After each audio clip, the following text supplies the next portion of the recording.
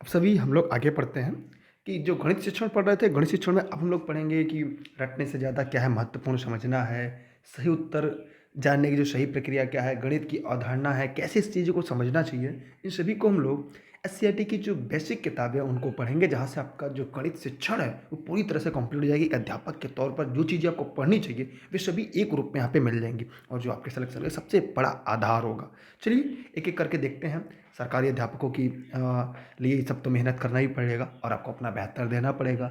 और गणित विषय जो है उसमें रुचि भी जगाना है और समझाना भी है, तो इन तथ्यों को हमें जानना पड़ेगा। तो बिना देरी के हमें शुरुआत करनी चाहिए और आप भी हमारे साथ पढ़ते हुए तथ्यों को समझते चलिएगा। बेहतर लगे तो वीडियो को लाइक करने के बाद साथी मित्रों तक शेयर जरूर करिएगा, क्योंकि निःशुल्क शिक्षा सर्व शिक्षा अभियान के जो बेसिक की तरफ से है। आपको गणित में गणित सीखने में समझना महत्वपूर्ण होता है। जब गणित तो कहते हैं ना गणित सीखना, तो गणित सीखने में समझना सबसे ज़्यादा महत्वपूर्ण है। प्राय बच्चे बड़े हो जाते हैं, उन्हें गणित से डर लगता है। अब आपको लगता है नहीं, कमेंट करके बताइएगा। समझने के लिए अनेक प्रकार से अभ्यास करना होता है। माने गणित सीखने में समझना महत्वपूर्ण है। समझने के लिए अनेक प्रकार से अभ्यास करना होता है। अभ्यास समझ और कौशल को बढ़ाते हैं। अभ्यास जो होता है ये क्या करता है, समय और कौशल को बढ़ाता है। ठीक है। फिर अभ्यास में नवीनता, अभ्यास जो है समझ और कौशल को बढ़ाता है। अभ्यास में नवीनता, क्रिया को करने से सार्थकता, सक्रियता, समझ और तर्क के साथ काम करने की गुंजाइश होती है। माने गणित में हमेशा नए अभ्यास, क्रिया को करने की जो सार्थकता होती है उसको करना चाहिए, सक्रिय होना चाहिए, समझना और तर्क के साथ काम करने की हमेशा गुंजाइश होती है गणित में। अभ्यास का एक सबल पक्ष ये है कि इसमें बच्चों की सक्रिय भूमिका होती है। अभ्यास का एक ऐसा सबल पक्ष है, अगर कहें तो उसमें बच्चे जो होते हैं उनकी सक्रिय भूमिका होती है। यानी बच्चा सक्रिय रूप से इसमें भाग लेता है। बच्चा जो है किसी भी लक्ष्य की प्राप्ति के लिए स्वयं प्रयास करता है। बच्चा जो है किसी लक्ष्य की प्राप्ति के लिए स्वयं अभ्यास करता है। ठीक है, ये आपको समझना चाहिए, आपको जानने लायक है कि बच्चा किसी लक्ष्य की प्राप्ति के लिए स्वयं प्रयास करता है। कक्षाओं में पहाड़ा, गिनती जैसी अवधारणाओं की समझ बनाने के लिए विविध प्रकार के अभ्यास जरूरत पड़ती है। जैसे कक्षा में पहाड़ा, जिन्हें टेबल कहते हैं, नंबर जिन्हें गिनती, जिन्हें नंबर जिन्हें गिनती कहते हैं। अवधारणाओं को समझ बनाने के लिए क्या होता है, विभिन्न प्रकार के जो अभ्यास होते हैं उनकी जरूरत पड़ती है। लेकिन रटना एक मशीनी क्रिया है। रटना क्या है, एक मशीनी क्रिया है जिसमें किसी बात को बिना समझे बार बार दोहराना होता है। मैंने बात को समझिए मत, लगातार केवल रटिए और दोहराते रहिए, ऐसा नहीं करना है। मैंने कक्षाओं में पहाड़ा, गिनती जैसी अवधारणाओं को समझ बनाने के लिए विविध प्रकार के अभ्यास की जरूरत होती है, जिसमें किसी बात को बिना समझे बार बार दोहराना होता है। भाई मशीनी क्रिया है तो दोहराना पड़ेगा, जैसा वो कह दिया वैसा करते चलिए। जरूरी है कि कक्षाओं में गणित अवधारणा को समझ के लिए शिक्षक द्वारा सार्थक संदर्भ बना जाए। माने बच्चा रटे नहीं, बच्चा सीखे, बच्चा कंठस्थ न करे, बच्चा याद न करे, बच्चा सीखे। कक्षा में गणितीय अवधारणाओं को समझ के लिए शिक्षक अध्यापक के द्वारा सार्थक संदर्भ बनाए जाए। बच्चों को अभ्यास के मौके उपलब्ध हों, बच्चे जो है उन्हें अभ्यास के मौके उपलब्ध हों, तब कहीं जाकर बच्चों में गणितीय अवधारणाओं की समझ बनेगी और यह समझ विभिन्न अभ्यासों से गुजरती हुई अस्थायी होगी। फिर धीरे धीरे क्या होगी, विभिन्न अभ्यासों से गुजरते हुए अस्थायी होगी। समझ में आ गया आप लोग को? उम्मीद करते हैं अब आप समझ गए हैं कि बच्चों को रटाने से ज़्यादा महत्वपूर्ण उन्हें समझाना होता है। उन्हें याद नहीं करवाना है, कंठस्थ नहीं करना, उन्हें दोहरवाना नहीं, ये सबसे बचना है आपको। ये एनसीएफ 2005 भी ये बात कहता है। ये एनसीएफ 2005 भी ये बात कहता है। अच्छा, जो लोग वीडियो को देख रहे हैं फिर जरा कमेंट करके बताएं कि एनसीएफ का फुल फॉर्म क्या होता है। जो भी देख रहे हैं वो कमेंट करके जरूर बताएंगे कि एनसीएफ का फुल फॉर्म क्या होता है। आगे बढ़ते हैं, हम लोग आगे देखते हैं। आगे हम देखते हैं सही उत्तर से ज़्यादा जरूरी है सही प्रक्रिया। मतलब अगर बच्चा सवाल लगाने में गलती कर दे रहा है, गणित समझने में गलती कर रहा है, तो उससे ज़्यादा ये महत्वपूर्ण है कि वो सही प्रक्रिया इस्तेमाल कर रहा है। हमें उसे प्रक्रिया सिखाना है। बाकी तो गलती करके ना सीखेगा, त्रुटि करके ना सीखेगा। क्या आप बिना त्रुटि के यहाँ तक पहुँचे हैं? क्या आपने कभी गलती नहीं की है? लेकिन गलती करने से हमें सीख मिलता है। लेकिन हाँ, जो तरीका हमारा था वो सही है या नहीं, ये माने ज़्यादा रखता है। आइए इसमें देखते हैं, गणित शिक्षण में प्रक्रिया का महत्वपूर्ण स्थान है। जो गणित शिक्षण में जो प्रक्रिया होती है, हल करने की, समझने की, लगाने की प्रक्रिया, एक महत्वपूर्ण स्थान है। एक ही कक्षा में अलग अलग स्तर के बच्चे होते हैं और बच्चों में व्यक्तिगत विभिन्नताएं होती है। माने आप देखेंगे एक ही जो कक्षा में अलग अलग स्तर के बच्चे होते हैं और बच्चों में व्यक्तिगत भिन्नताएं होती है। अलग अलग स्तर का होता है, कोई मेरी तरह मंदबुद्धि हो सकता है, कोई आपकी तरह प्रखर बालक या बालिका हो सकता है, बालक शिक्षक बेहतर हो सकता है, लेकिन उनकी जो भिन्नताएं होती हैं, सोचने की, समझने की, बोलने की, कक्षाओं की, वो अलग अलग होती है। तो गणित में समझ पर जोर होता है, गणित में जो समझ पर उनका जोर होता है। अतः बच्चे जो होते हैं गणित का अर्थ समझने के लिए एक क्रिया की अलग अलग पद्धतियों का प्रयोग करते हैं। अतः जो बच्चे गणित का अर्थ समझने के लिए एक ही क्रिया की अलग अलग पद्धति का प्रयोग करते हैं। बच्चे अपने तरीके से सवालों के उत्तर निकाल सकते हैं। बच्चे जो होते हैं वे अपने तरीकों से सवालों के उत्तर निकाल सकते हैं। कक्षा में शिक्षक किसी क्रिया की एक पद्धति प्रस्तुत कर सकता है, परंतु बच्चे एक ही पद्धति नहीं ला दी जा सकती। जैसे हम एक पद्धति बच्चों को बता दें तो वही बच्चे द्वारा, ऐसा नहीं है, बच्चों के ऊपर में एक ही पद्धति नहीं लादना है, कई पद्धतियों से समझाना है, कई पद्धतियों से सीखना है। कोशिश ये भी करना है कि बच्चे अपनी पद्धति हमें सिखा दें। बच्चों को ऐसे अवसर दिए जाने चाहिए कि वे सवालों को हल करने के अपने तरीके ईजाद कर सकें। हमें बच्चों को इतना ऐसे अवसर देना चाहिए कि बच्चे क्या करें, सवालों को हल करने के लिए अपने तरीके ईजाद करें। और अपने तरीका जब बच्चा ईजाद कर लेगा, यकीन मानिए आप कि बच्चा सीखने का जो क्रम है, सीखने जो प्रक्रिया है, वो और आगे बढ़ता है।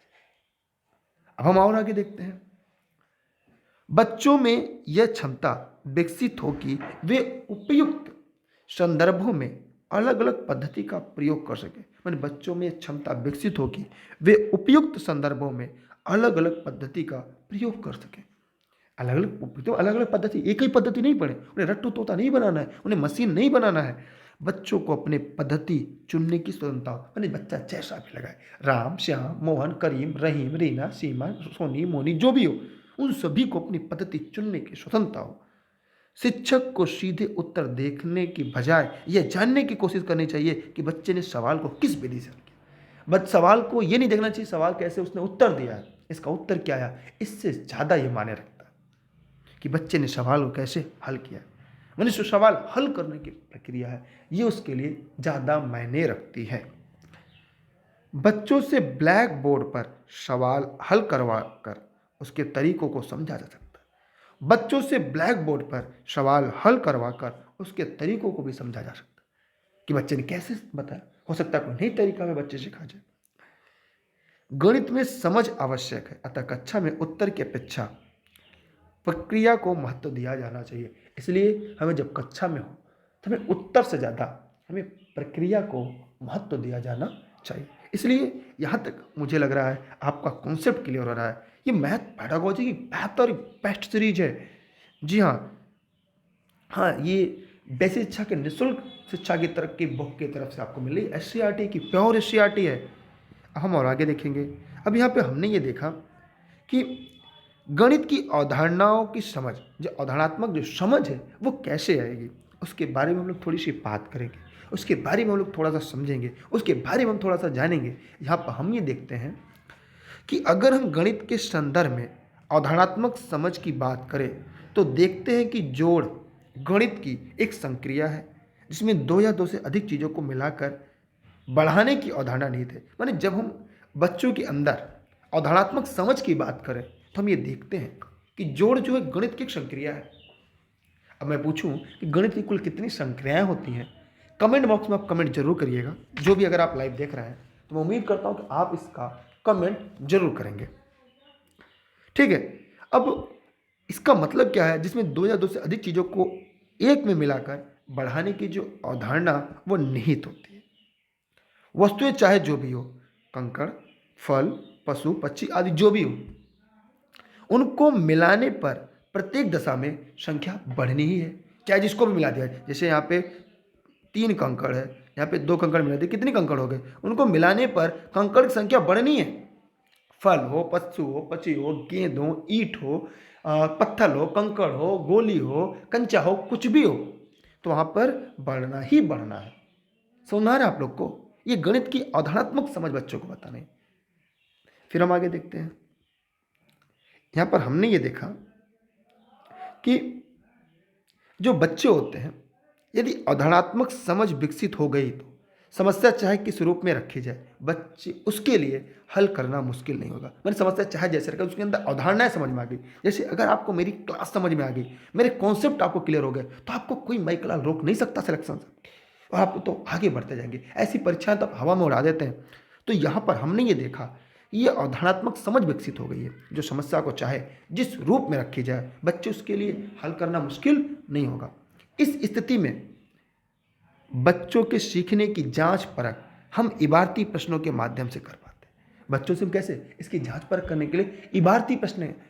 राम के पास 3 था, लक्ष्मण के पास 5 आम, कुल कितने आम हुए? तो हम इबारती प्रश्न के माध्यम से हम इसकी जांच कर पाते हैं, परख कर पाते हैं। क्या आप बच्चों को जोड़ की परिभाषा पहले बताना चाहेंगे? क्या आप बच्चों को जोड़ की परिभाषा पहले बताना चाहेंगे, अथवा उन्हें इस प्रक्रिया से गुजरने का मौका देंगे?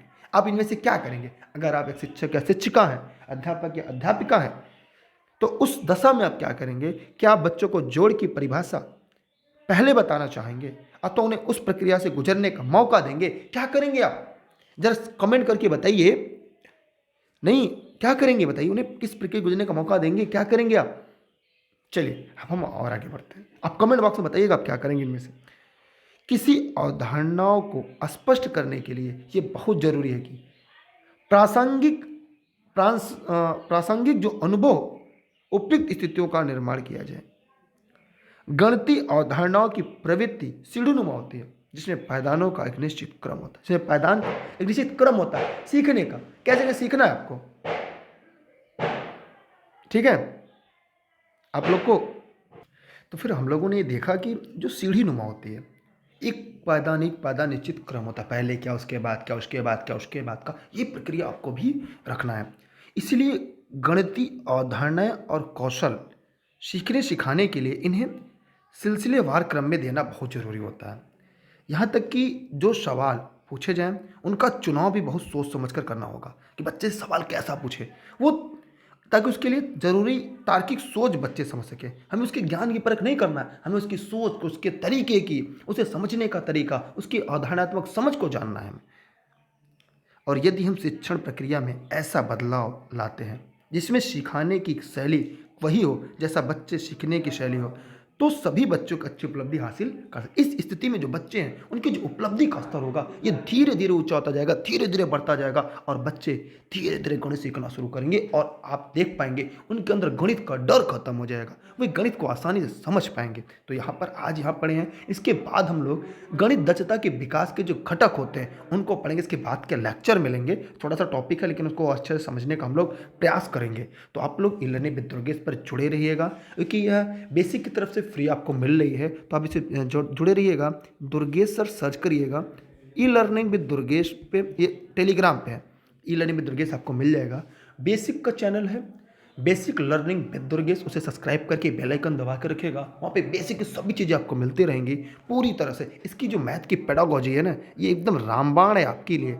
इसलिए आप सभी लोग जो भी जुड़े हुए हैं, जो भी प्रिपरेशन कर रहे हैं, उनके लिए एकदम काफ़ी महत्वपूर्ण है। इसलिए सभी साथियों को पहुंचाइएगा, अपने पास रखते रहिएगा। और अगर ऑनलाइन से ये जौनपुर जनपद से क्लासेस चलती हैं तो आप जौनपुर जनपद से तो जुड़ सकते हैं, वैसे बाहर से भी हैं तो कहीं से भी रहकर पढ़ सकते हैं। Facebook e learning with Durgesh, Insta, Twitter, YouTube e learning with Durgesh पर, क्योंकि उन्हीं के प्लेटफॉर्म पर आपको मिल पा रही है, जहाँ पर मैं आपको उपलब्ध करा रहा हूँ। तो बहुत बहुत धन्यवाद आप सभी का।